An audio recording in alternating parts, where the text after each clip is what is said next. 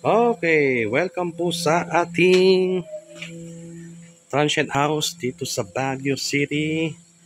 Dito pasok tayo sa isang located ito sa sa Bakakeng Central. Okay? Unahin natin yung view. Ito yung view niya. View! So, kung naghahanap po kayo ng mountain view nito at mga pine trees, Baguio Fields, medyo lumayo-layo kayo ng konti. So approximately mga 5 kilometers away from the city proper. So doon yung Bakakeng Norte going to the city. Mula dito 5 kilometers eh. So tignan natin, check natin ang unit. So ito may kainan, ito dining table, may sala, TV, wifi, ganon. Actually dalawa yung niya eh. Dining table niya. So ito yung kusina. Yan, pwede kayo magluto. Yan, may mga gamit na rin. May ref. Ganon. Tapos may CR. Hot and cold. Yung CR niya. Tapos, actually, 4 na kwarto to sa taas eh. Ay, 4 na kwarto lahat to. Ito yung master bedroom. This is the master bedroom. Yun. Actually, yung iba naglalatag dito. Kasi maluwag. May terrace din. Check natin. Terrace. Ayan. Sayote. Ayan. Di ganun pa rin yung terrace. Okay. Check natin yung attic. Actually, may attic to. 3 kwarto. Doon. Kaya tayo. Chung, chung, chung, chung, chung. Yan, may maliit dito na loft. Yan, pwede kayong magtambay dyan. Ito yung isang kwarto. Yun. Okay. Yan. Yan, may cabinet din. Siyempre, may view din. Ito, kung gusto nyo, yan, buksan nyo na lang.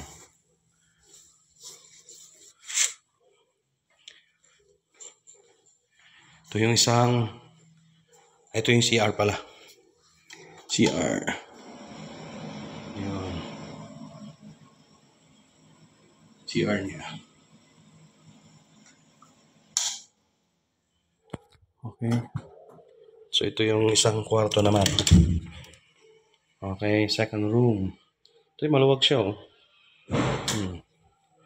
Kumakasya dito ang 20 katao.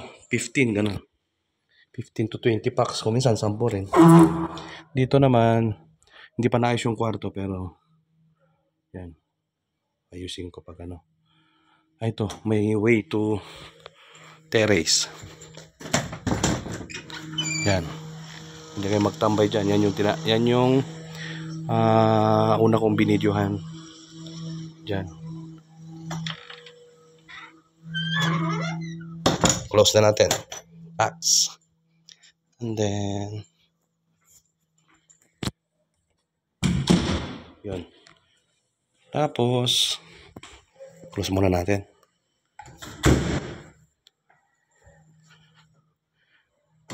Yung bababa tayo. So, gaya ng sinabi ko, mayroong wifi, smart TV, hindi kayo magluto. Yun. Tapos may terrace pa siya, may view. Yun. Tapos 5 kilometers away from the city. So, ito yung terrace niya. Oh. Hindi kayo magtambay dito. May daan din doon, going doon sa terrace natin. Balcony. Okay. Tapos, yung going papasok dito, yan yung daanan. So, maglalakad kayo papunta ng turning point. Mga at least, 50 meters away. So, ito yung daanan.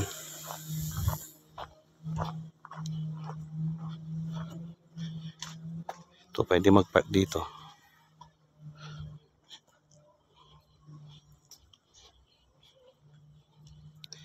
So ito yung way. Ito yung daanan. Tapos doon yung turning point ng mga jeep, taxi, ganun.